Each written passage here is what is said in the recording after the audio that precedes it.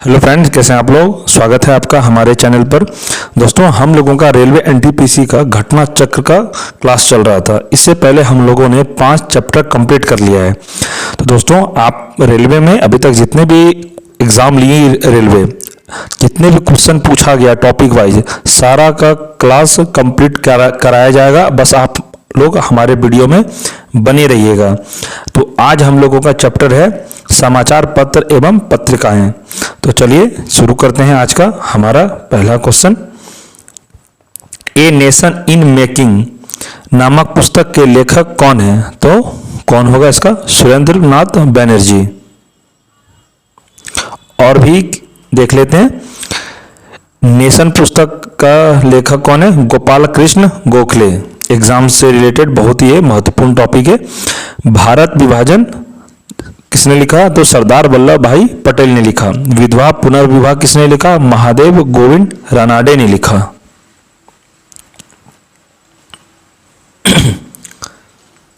अगला प्रश्न,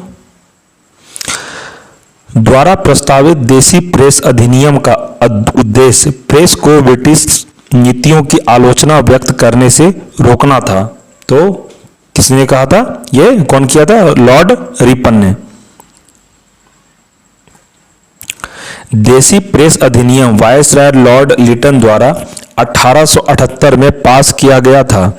इस एक्ट में भारतीय भाषाओं में प्रकाशित होने वाले सभी समाचार पत्रों व पत्रिकाओं पर नियंत्रण लगा दिया गया, परंतु अंग्रेजी प्रकाशित होने वाले समाचार पत्रों पर यह लागू नहीं हुआ। परंतु ऐसी सामग्री छपने पर कड़ी कार्रवाई का प्रावधान था, जिससे जनता में ब्रिटिश शासन के विरुद्ध असंतोष पनपने की संभावना हो। यह मुख्यतः राष्ट्रवादी समाचार पत्र सोम प्रकाश को दबाने के लिए लाया गया था। इस अधिनियम के पारित होने के अगले दिन ही कोलकाता से बंगाल में प्रकाशित अमृत बाजार पत्रिकाएं को अंग्रेजी दैनिक पत्र बना दिया गया, जिसके संपादक शिशिर कुमार घोष थे। इस एक्ट के तहत समाचार पत्रों को न्यायालय में अपील करने का कोई अधिकार नहीं था। इसे मुंह बंद करने वाला अधिनियम भी कहा जाता है। अगला प्रश्न देखते हैं।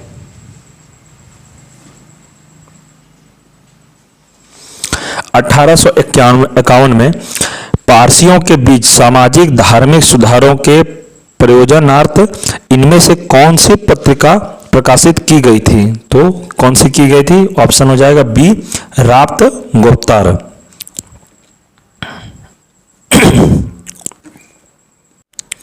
आगे देखते हैं, इनमें से किस स्वतंत्रता सेनानी की निर्णयात्मक लेखन की पहली कृति हिंदू स्वराज अभी भी दुनिया भर में विवेचनात्मक रुचि का विषय है? तो ये किसने कहा था? ऑप्शन बी है, महात्मा गांधी ने। 1909 में हिंद स्वराज पुस्तक की रचना गुजराती भाषा में गांधी जी ने की थी। इसमें उन्होंने ब्रिटिश साम्राज्य को भांज एवं वैश्य कहा। आगे देखते हैं, निम्न में से किस समाज सुधारक ने वर्ण परिचय नामक पुस्तक लिखी थी? तो किसने लिखी थी? Option D, Ishwar Chandra Vidyasagar. इसका एक सॉल्यूशन, 19वीं शताब्दी के भारतीय नव जागरण के प्रमुख व्यक्तियों में से एक है। उन्हें के प्रयासों से वर्ष 1856 में विधवा पुनर्अधिनियम पारित हुआ। तो किसके कारण हुआ था? ये हो जाएगा ईश्वर चंद्र विद्यासागर। बंगाली भाषा में उन्होंने वर्ण परिचय बोर्नो परिचय नामक पुस्तक लिखी। चलिए नेक्स्ट प्रश्न देखते हैं। निम्नलिखित राष्ट्रवादी नेताओं में से कौन मराठी समाचार पत्र केसरी के संस्थापक और संपादक थे? तो कौन थे? ऑप्शन ए हो जाएगा बाल गंगाधर तिलक। राष्ट्रवादी एवं गर्मपंथी आंदोलन के रूप में प्रसिद्ध थे। कौन थे ये? गर्मपंथी आंदोलनकारी के रूप में बाल गंगाधर तिलक। साथ ही उन्होंने एक पत्रकार और साहित्यकार के रूप में भी प्रसिद्ध प्राप्ति थी। केसरी मराठी भारत में भाषा में और मराठा अंग्रेजी भाषा में पत्रिका का प्रकाशन पुणे से होता था। इसके संस्थापक और संपादक बाल गंगाधर तिलक थे। स्वतंत्रता संग्राम में मदद करने के लिए लोकमान्य तिलक द्वारा कौन सा अखबार शुरू किया गया था? तो कौन सा अखबार शुरू किया गया था? इसका आंसर हो जाए ऑप्शन ए, केसरी।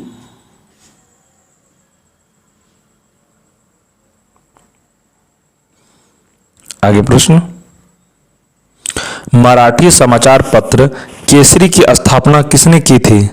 तो किसने की थी? इसका आंसर हो जाएगा ऑप्शन सी, बाल गंगाधर तिलक।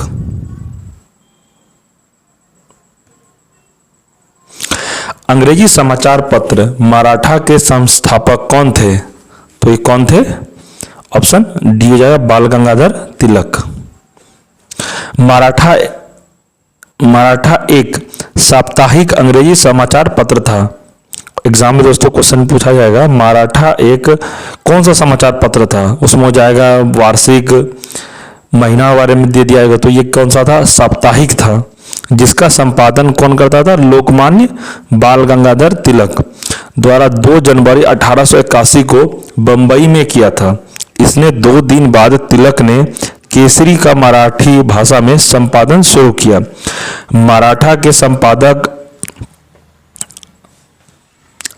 आगरकर तथा केसरी के संपादक केलकर तथा थे। बाद में बाल गंगाधर तिलक ने दोनों पत्रों का संपादन किया।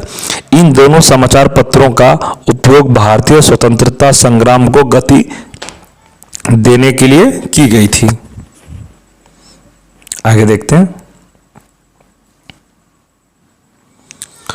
भारत में देसी भाषा प्रेस अधिनियम, प्रेस एक्ट किसने पेश किया? तो ये जगह answer Lord Lytton, option C. Bharat में देसी भाषा प्रेस अधिनियम vernacular press act Lord Lytton ने प्रस्तुत किया 1878 में। तो लॉर्ड लिटन ने वर्नाक्यूलर प्रेस एक्ट पारित करके भारतीय समाचार पत्रों पर कठोर प्रतिबंध लगा दिए। इस कानून में यह प्रावधान था कि अगर किसी अखबार में कोई आपत्तिजनक चीज छपती है तो सरकार उसके प्रिंटिंग प्रेस सहित सारी संपत्ति जब्त कर सकती है।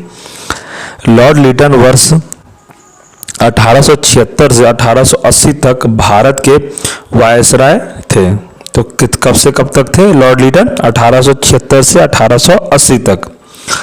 इनके समय में प्रमुख कार्य प्रथम दिल्ली दरबार, वर्नाक्यूलर प्रेस एक्ट और सशस्त्र एक्ट आदि देसी भाषा प्रेस अधि को लॉर्ड लिटन ने 1882 में समाप्त कर दिया।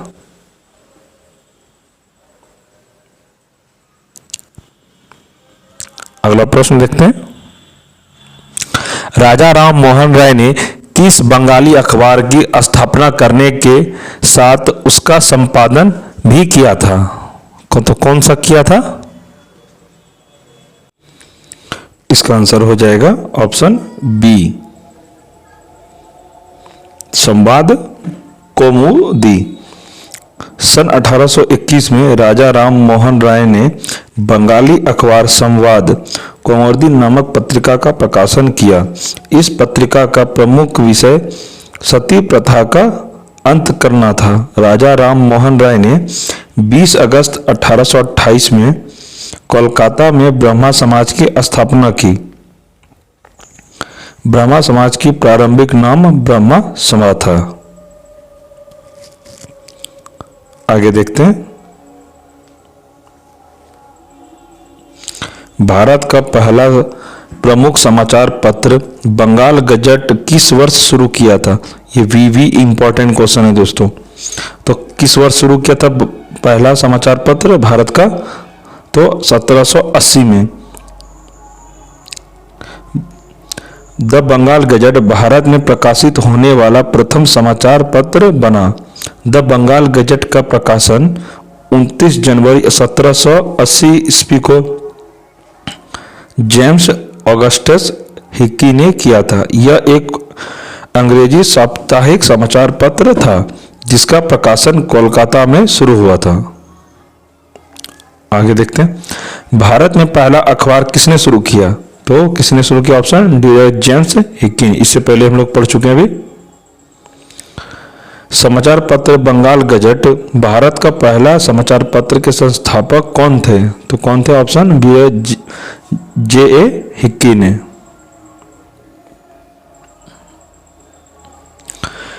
निम्न में से किसे भारत का पहला स्थानीय भाषा का समाचार पत्र माना जाता है? तो किसे माना जाता है? समाचार दर्पण को।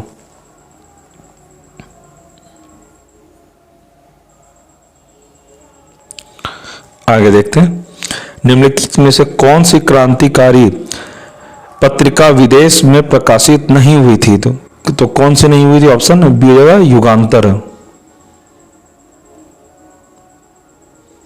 आगे, राष्ट्रवाद के प्रचार के लिए समाचार पत्र अल हिलाल का प्रकाशन किसने आरंभ किया? तो किसने आरंभ किया था? ऑप्शन बी जाएगा मौलाना अबुल कलाम आजाद। एक बार आप सॉल्यूशन देख लेते हैं। सन 1912 ईस्वी में मौलाना अबुल कलाम आजाद ने एक साप्ताहिक उर्दू अखबार अल हिलाल का प्रकाशन आरंभ किया। इसे भारत में ब्रिटिश राज की आलोचना तथा राष्ट्रवाद के प्रचार के लिए एक माध्यम के रूप में शुरू किया गया, लेकिन 1914 के प्रेस अधिनियम के तहत अंग्रेजों ने इसे बंद करा दिया। इंडिया फ्रीडम अब्दुल कलाम आजाद की आत्मकथा है जो 1959 में प्रकाशित हुई थी। आगे देखते हैं, महात्मा गांधी ने दक्षिण अफ्रीका में कौन सा अखबार शुरू किया था? तो महात्मा गांधी ने कौन सा दक्षिण अफ्रीका में अखबार शुरू किया था? इसका आंसर हो जाएगा Indian opinion, option A. Mahatma Gandhi ने दक्षिण अफ्रीका में 1904 ईस्वी में इंडियन ओपिनियन नामक समाचार पत्र का प्रकाशन शुरू किया।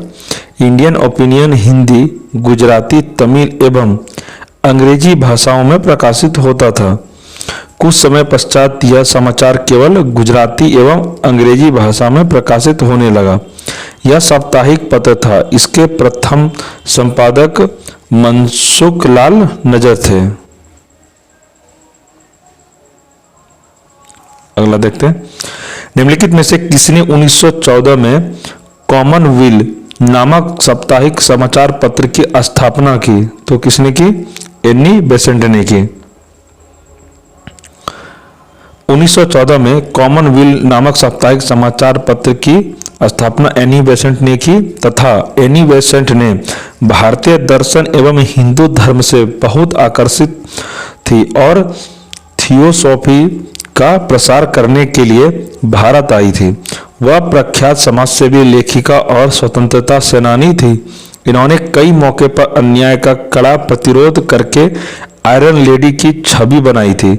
वह कांग्रेस के कलकत्ता अधिवेशन में 1717 में पहली महिला अध्यक्ष बनी। कौन बनी थी? तो एनी बेसेंट बनी।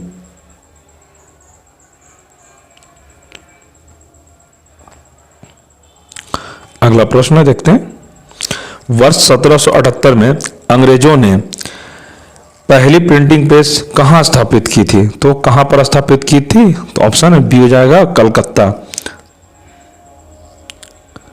जेम्स ऑगस्टा हिक्की द्वारा 1780 ईस्वी में प्रकाशित द बंगाल गजट को भारत का प्रथम अखबार माना जाता है, जबकि ईस्ट इंडिया कंपनी ने 1684 ईस्वी में बंबई में अपना प्रथम प्रिंटिंग प्रेस स्थापित किया।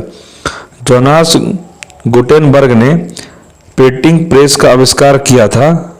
भारत में प्रथम प्रिंटिंग प्रेस पुर्तगालियों द्वारा गोवा में स्थापित किया गया। अगला देखते हैं, समाचार पत्र the Bombay times and journal of commerce का प्रारंभ 1838 में हुआ था। इसका नाम बदलकर द टाइम्स ऑफ इंडिया कर दिया गया। तो कब किया गया था? 1861 में। अंग्रेजी में पढ़ा जाने वाला समाचार पत्र the Bombay times and journal of commerce 3 नवंबर 1838 को मुंबई से प्रकाशित हुआ था। यह केवल शनिवार और बुधवार को प्रकाशित होता था। 1850 ईस्वी से यह दैनिक प्रकाशित होना शुरू हुआ। 1860 में अखबार के तत्कालीन संपादक रॉबर्ट नाइट ने उस समय के भारतीय शेयर होल्डर्स के शेयर्स खरीद लिए और भारत की पहली न्यूज एजेंसी की शुरुआत की और 1861 में इसका नाम बदलकर टाइम्स ऑफ इंडिया कर दिया गया। आगे देखते हैं। पहला हिंदी अखबार 30 मई 1826 को शुरू किया गया था। यह दिन हिंदी पत्रिका दिवस के रूप में भी मनाया जाता है। इस अखबार का नाम क्या था? तो क्या था? ऑप्शन सी हो जाएगा उदंत मार्तंड। उदंत मार्तंड हिंदी का प्रथम समाचार पत्र था। इसका प्रकाशन 30 मई 1826 में कलकत्ता से एक साप्ताहिक पत्र के रूप में शुरू हुआ। इसके संपादक पंडित जुगल किशोर शुक्ल थे।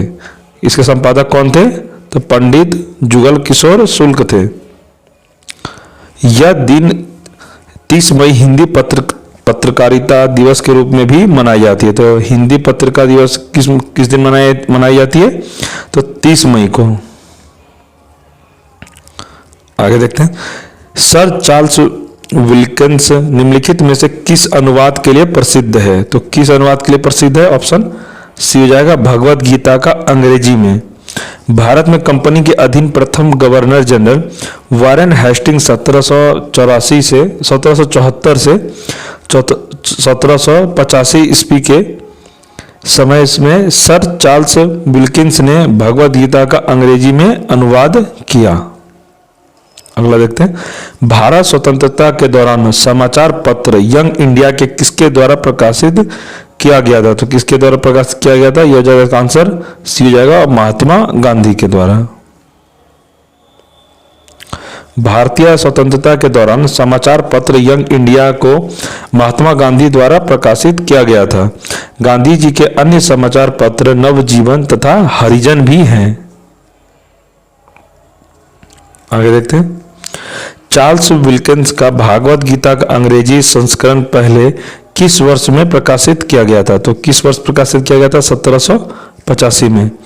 चार्ल्स विल्किंस द्वारा अनुवादित भगवत गीता का अंग्रेजी संस्करण पहले से 1785 में प्रकाशित किया गया था। गीता का फारसी में अनुवाद दारा सिखों ने किया था। दोस्तों हमारा आज का ये टॉपिक कंप्लीट हो गया। अब हम लोग इसके बाद 1857 का विद्रोह को पढ़ेंगे। और दोस्तों आपको इस क्लास का पीडीएफ चाहिए तो आप हमारे टेलीग्राम पर ज्वाइन होकर पीडीएफ डाउनलोड कर सकते हैं। टेलीग्राम में ज्वाइन होने के लिए इस वीडियो के डिस्क्रिप्शन में टेलीग्राम का लिंक दे दिया जाएगा, आप वहां जाके ज्वाइन कर सकते हैं। और दोस्तों इससे पहले 5 टॉपिक हम लोगों का घटना चक्र में कंप्लीट हो गया है। आप लोग अगर वो 5 वीडियो देखना चाहते हैं तो इस वीडियो के डिस्क्रिप्शन में लिंक दे दिया जाएगा, आप जाके विजिट करके देख सकते हैं। दोस्तों आप रेलवे के अगर एग्जाम दे रहे हैं तो इस वीडियो को आप 1 से 2 बार को रिपीट मोड में देख लीजिए, आपको 100% याद हो जाएगा। और इससे बाहर दोस्तों नहीं पूछेगा एग्जाम में। कहाँ से पूछेगा? क्योंकि जितना भी एग्जाम हो इसी को घुमा फिरा के एग्जाम में पूछा जाता है। तो आप रेलवे की तैयारी करें तो आपका जीके का सारा, और मैं इसके बाद साइंस का भी शुरू करूंगा तो सारा कंप्लीट करा दूंगा, तो आपका कहीं से नहीं छूटेगा। आप बस हमारे चैनल से जुड़े रहिए।